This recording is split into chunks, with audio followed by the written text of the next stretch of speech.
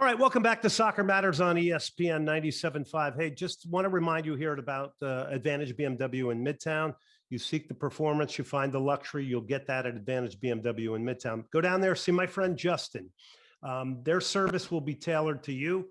At Advantage BMW Midtown, excellence isn't just offered, it's expected. They'll dedicate to putting time into getting you into the vehicle you want. Get the perfect new, certified pre-owned or pre-owned vehicle. It's AdvantageBMWHouston.com. That's Advantage BMW in Midtown, which brings us, well, he's played in the Premier League, La Liga, the Bundesliga. You know him now as the Seattle Sounders color man. You also see him on ESPN. He's a Hall of Famer. He's Kasey Keller. He joins us now. Kasey, thanks so much for coming on the program. My pleasure, Glenn. Well, listen, the good times rolling in Seattle with the CONCACAF Champions League. I watched all of it. It's fantastic. Before we talk a little bit about that, I just wanted to take you into Seattle as a soccer city, because I don't think anybody does it as good as Seattle when it comes to just the whole soccer community being weaved into it at every single level. And I wanted to get some insight from you as a person that's not only played for the Sounders, grew up in the area. What's that common thread that bonds, you know, the high school game, the college game, the youth game, the pro game, the camaraderie around the fan base? Because not every city is capable of doing that. I think the common thread is so early, this community started to play the game. Back, I think when I was a kid, so I mean, you're going back 50 years, that everybody played. Everybody as a kid grew up being on a team for a period of time. I remember a story back in the players bar at Millwall when I first got to England in the early 90s. And I remember my wife having a conversation with some of the girlfriends and wives in the players bar. And I mean, so she would have been 22, 23 at this time. And somebody had mentioned something about playing and whatever and Americans, and my wife was like, oh yeah, I played 6, 7, 8 years as a kid growing up. And the astonishment from the wives and girlfriends of not only, oh, that's crazy that you played, but why did you play? I mean, it was just something here in the Northwest that was just everybody played. Women, men, girls, boys, everybody played. And that's really just translated through as their kids play, as they then started to watch games and be part of, obviously when the Sounders NASL had great following, then when it folded, the different incarnations. I remember going to Tacoma Stars games as a kid in the Tacoma Dome, and they were sold out. I mean, it was, it's just stayed within the fabric for 50, 60 years. He's Kasey Keller, and we're talking about Seattle. Let's go down to that first leg, and you were down there at Olympic Stadium in Mexico City. The fact that they claw back into that game, I don't think we can overstate the importance that draw ends up kind of being like a win down there, right? Coming back to Seattle.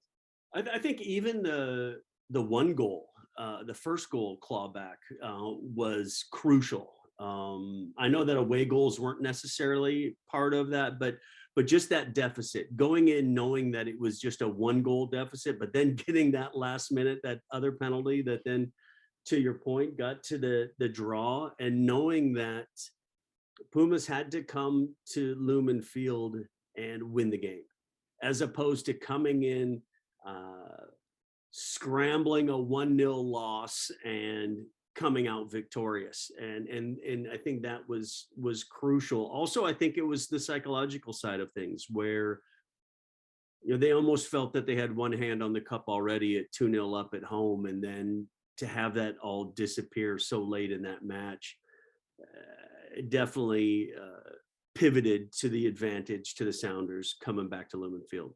Yeah, take us into the vibe since you were there. What was the crowd like at the end of the game? The players, I mean, the life must have just been sucked out of it. It was. I think even the first goal was a hit, because the jubilance after the second goal. I mean, let's be honest.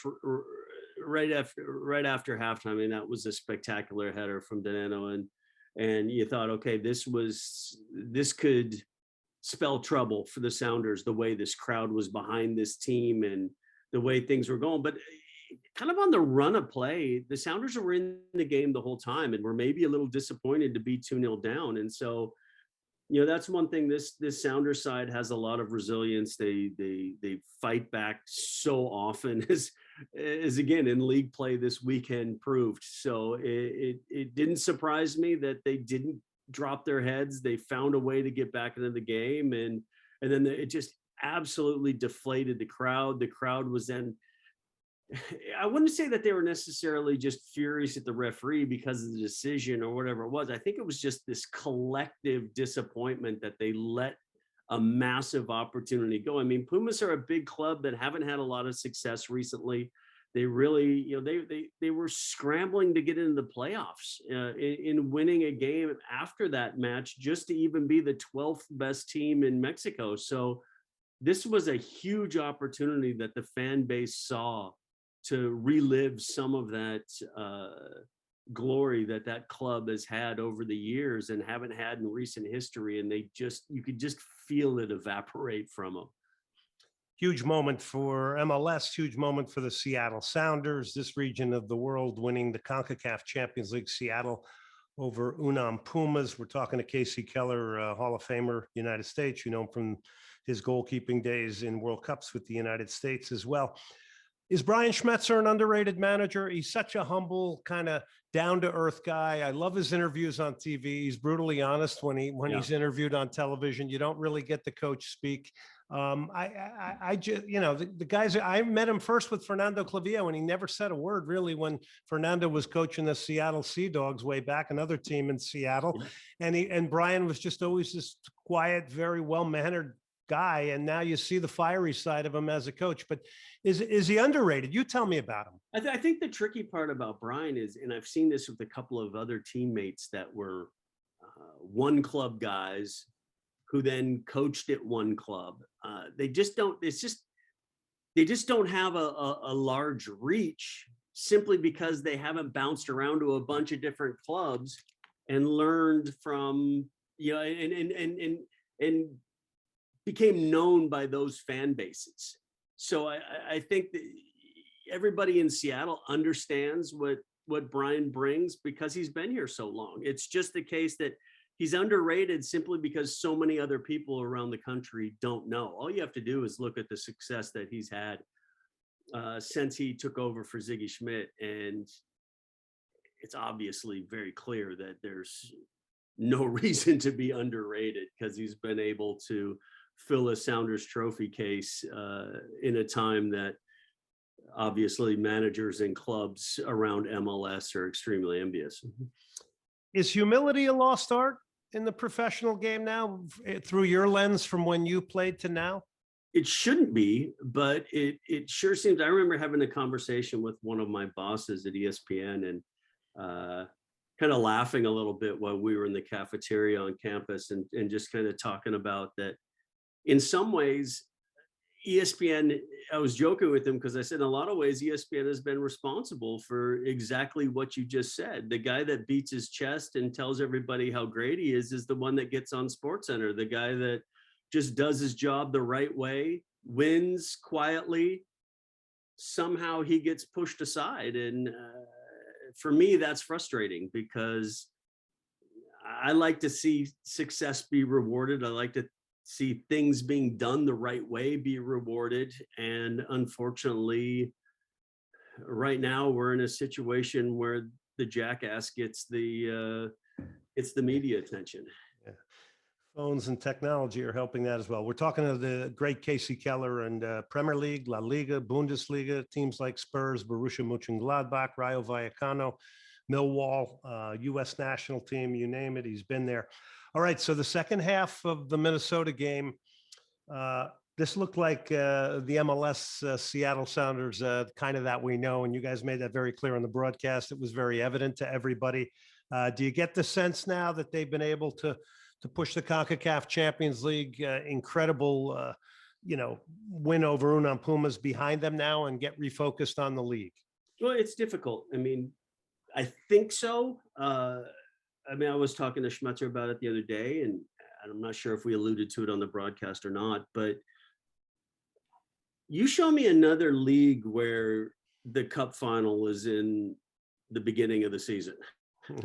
Normally the cup final is a culmination of the end of the season where you're then, winning the cup, finishing the league, or the league is already finished, and then you go on vacation and you come back the next year and have to refocus. Where here, it's the way that MLS, the season aligns with the rest of the world and everything. It's awkward that you not only sometimes are you preparing for the Champions League in your preseason, that you haven't even had a league game yet, and you're playing up against other rivals that are 8-10 games into their season, and you haven't even played yet. Your first game of the season that matters is a Champions League game, which is obviously difficult for MLS teams to start with.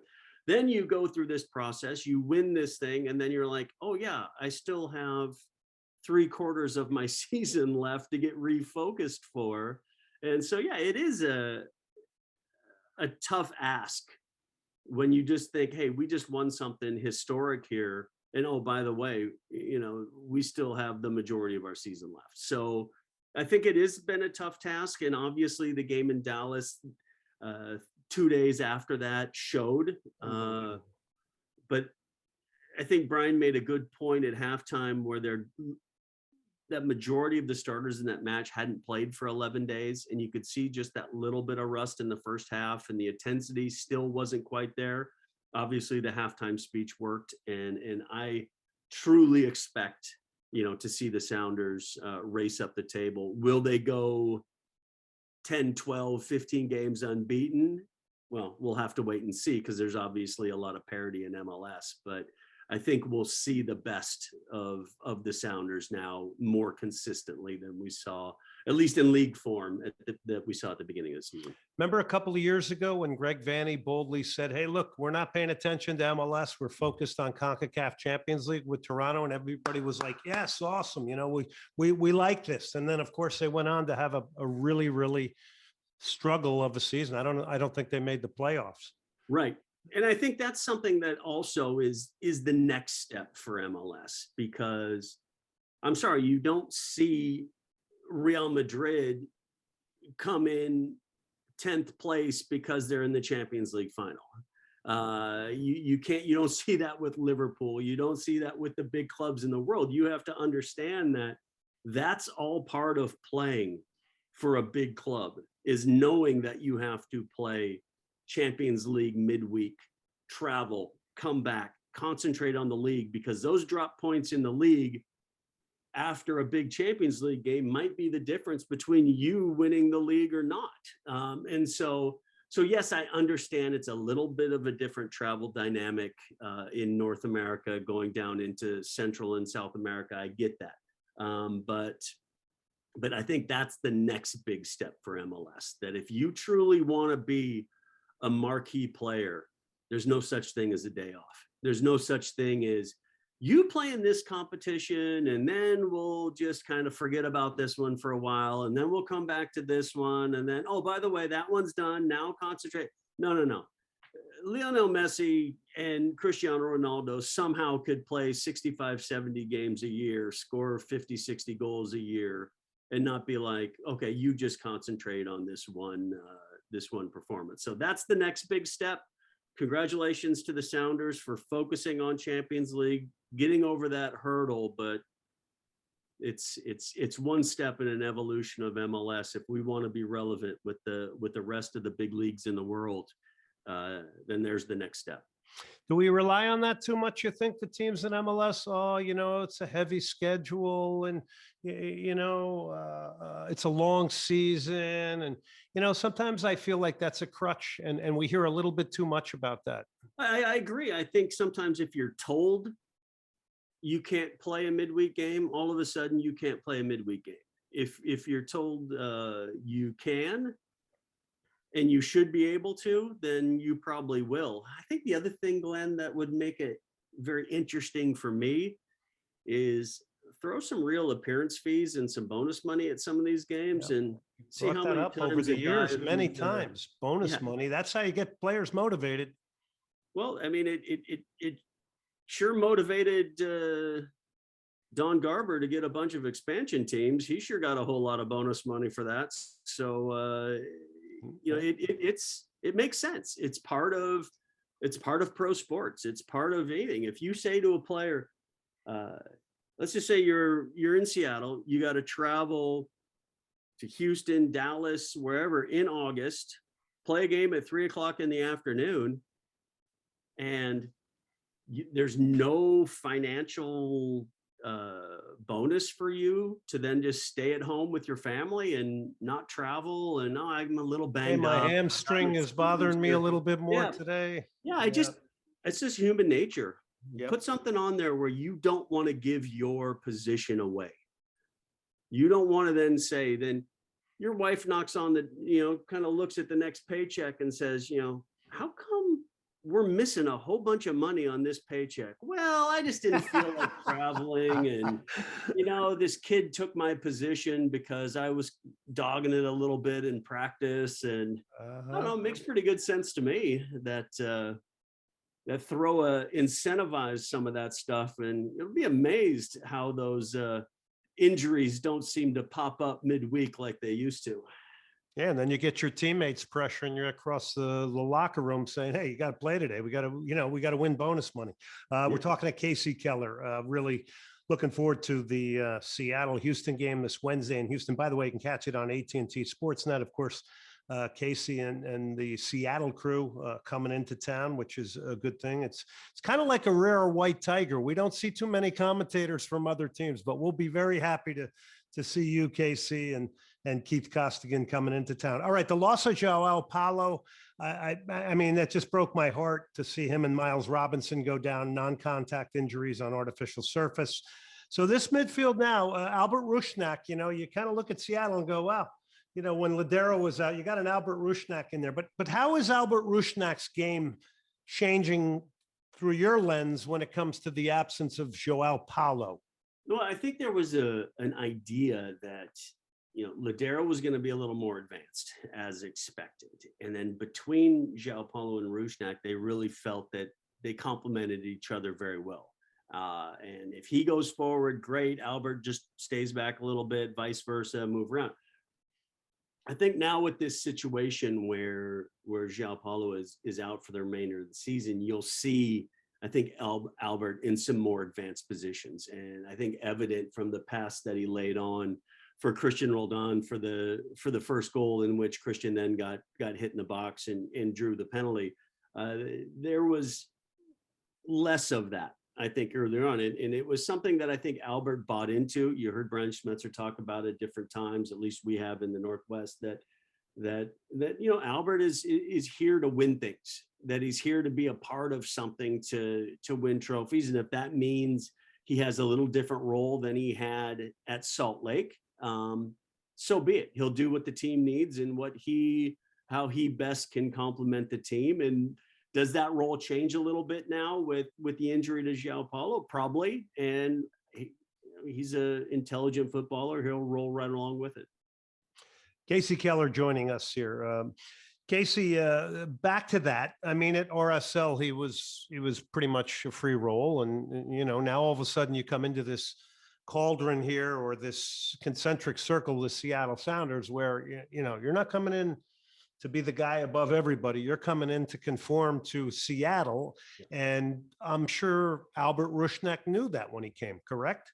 Well, and I think that messaging was very clear, and they wanted to make sure that he had bought into that before they made the commitment. And that was very clear from Albert. It was very clear, what the expectations were and how they wanted him to play. Now, does that mean that it's going to be seamless and that it's going to happen instantly, or is it also part of a little bit of a learning curve from Albert as well? Yes, but first and foremost, you need a player that's bought in for that. I think when you come in and, I think the example of, any team in MLS where when your designated players are some of the hardest working players in your side, it pushes the example to everybody else. it's always difficult when you have somebody coming in that's making 20, 30 times what a lot of other teammates are making, and they're just walking around like they're on vacation, and what example that sets for everybody else. But when you look at the Rui Diaz's and the Nico Laderos, and they're two of the hardest working players in the side, that just sets the example for everybody else. And then when Rusnak comes in, the example's already set. Last one before we let you go. We can't let you sneak away without this one. You know, obviously, the U.S. goalkeeping position, a little bit of a question mark right now. With all your experience, kind of give us your thoughts on where this lies, you know, ahead of Qatar coming up in the World Cup. Well, it's obviously not easy, because if you go back, you know, certain years where you would have you know, a wealth of experience, and that experience of playing as well. I mean, there were times when, you know, you had 4 Americans starting in the Premier League, you know, from myself to Friedel to Tim Howard to Marcus Hanneman, and now you are more than likely going into a World Cup where you have nobody playing regularly for their club, and that's tricky. But in the end, Greg's going to have to make a difficult decision based on who he thinks at that time is the most capable of getting the results for you. It's not a case of, look, I got 3, 4 guys. All right, who's in form? Who's shown the best in their time with the national team in recent or whatever? It's not ideal, but there's still, what are we, 5, 6 months away, so a lot can change in that time period. Yeah, it's a position that I think the U.S. has been so comfortable in for so long. The fact that this is a conversation right now, particularly when you have a player at Man City and a player looks like who's going to be at Arsenal, but then you have that dilemma where nobody's potentially playing. So, and I think we've seen performances where it looks like that position hasn't been getting regular game time.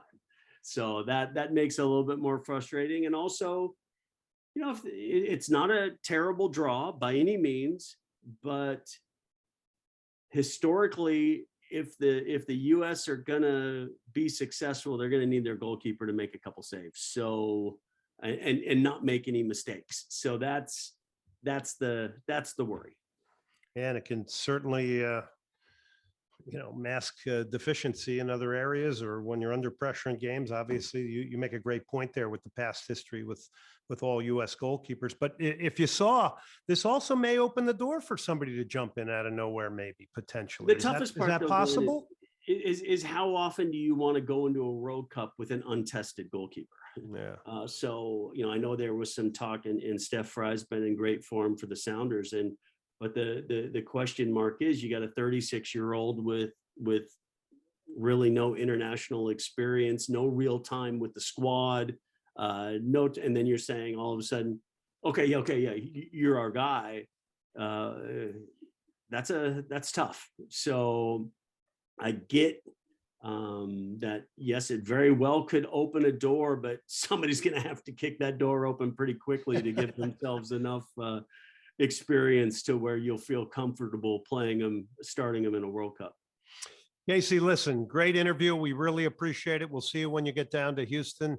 And thanks so much for coming on the show and sharing your expertise with us. Thanks, Glenn. See you this weekend, or see you on Wednesday. Yeah. By the way, did you ever keep that Hawaiian shirt from it's somewhere floating around? Yeah. Still a lot of good memories from my first ever work as an analyst for ESPN. You and I in Hawaii. Good times. Yeah, not a bad run, Hawaii, right? Yeah, good start. Yeah, my time. When the bosses asked, "Hey, you want to go with Glenn to Hawaii and call a couple games that nobody's going to watch?" You're like, "Sure." Sounds like a plan. That was great fun. Good memory, Kasey. Thank you very much for coming on. Thanks, Glenn. All right, that's Kasey Keller there. We'll take a quick break here. Hey, we're going to remind you about John Daspit and the Daspit Law Firm. It's com. You give John and his firm a call at 713-322-HURT. 24/7 nights and weekends are going to work for you. Whatever type of accident you get in, car, boat, maritime, you might drive an 18-wheeler. It's John Daspit, the Daspit Law Firm. They keep us on the air.